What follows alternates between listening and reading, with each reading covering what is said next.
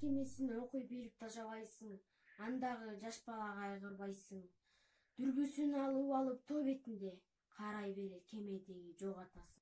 Жаш наристенин жан дүйнөсү таза, ишенчек болот эмеспи? Ырда айтылгандай, баланын таятасы атасын кемеде деп айткан. Ошол себептен бала атасын келет деген үмүт менен күтөт. Негизинен улуу жазуучу Чыңгыз Айтматовдун чыгармаларынын негизги өзөгүн адам табият маселеси түзөт. Себеп дегенде адамдын табиятын, жүрүм-турумун, анын жаратылышка карата мамилеси аныктайт. Жазуучунун Ак кеме повестинде экология маселеси өтө куш десек болот. Мен бул чыгарманын киносун көргөнүмдө адам баласы жаратылыш өтө чоң терс таасир тийгизгендигин түшүнгөм. Те алыстагы тоо арасындагы эң бир коз, эң бир кереметтүү токой чарбасында 7 жаштагы бала жана ул 6 адам жашайт. Адам баласынын жашоосу жаратылыш менен тыгыз байланышта болот эмеспи? Бул чыгармада ушул адамдардын экологияга тийгизген таасири менин да зээнимди кейитти.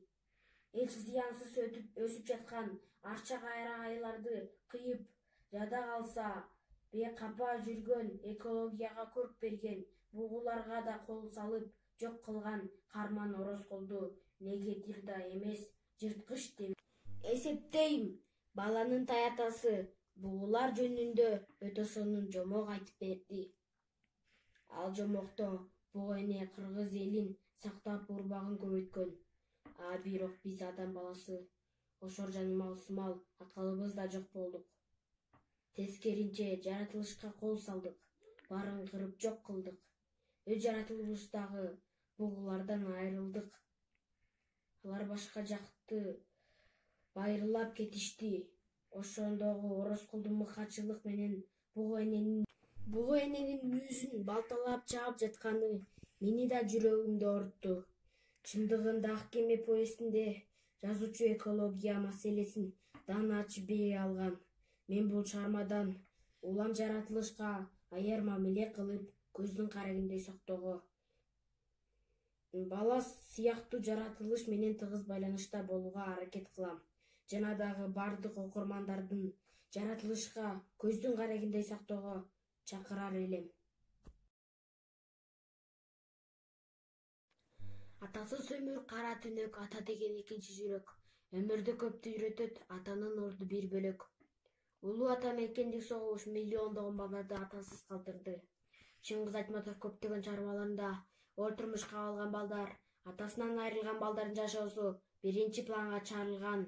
Толгон Айдерчиген Жанболот, Аксай десантынын башчысы Султан Мураттын күрөшү, ата энесинен түрлөй ажыраган кичинекей Кармандын оор жашоосу. Чыңгыз Айтматов атадан калган туяк кемесинде атасын эңсеген атага болгон уксаалыгы, сагынычы абдан драмалуу берилет. Атаны күтүү, атаны эңсөө Чыңгыз Айтматовдун өзү башынан өткөн. Атылып кеткен атасы бир күнү кирип көлчүдө үмүт менен жашаган. Ошол сезим, ошол арман 6 жаштагы Абалбекте да бар болчу. Оюн чарак бала ата деген сезим кандай болоорун биле элек кезде Аңкемеде согуштан кийинки оор турмуш өтөлгөн.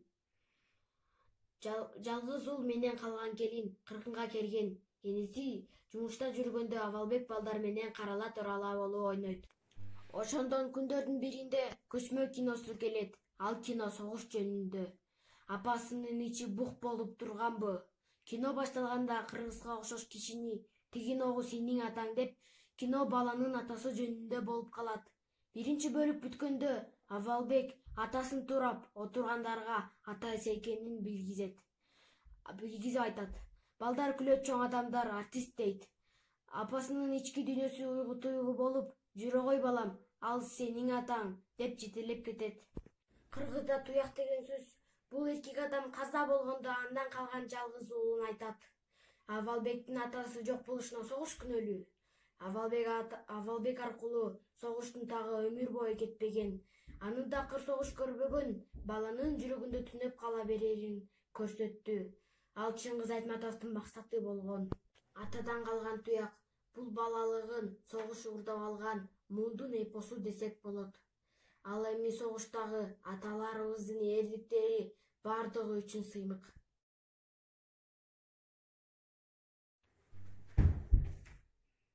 Балдар, менин атамдын өлгөнүн көрдүңөрбү? Ал менин атам болчу, менин атам. Менин атамдын өлгөнүн көрдүңөрбү? Аны пулемет менен атпадыбы? Ал өлбөдүбү? Силер көргөн жоксуңарбы? Менин атам гранатаны алып, танкага мынтип жыгылбадыбы? Тура кой балага.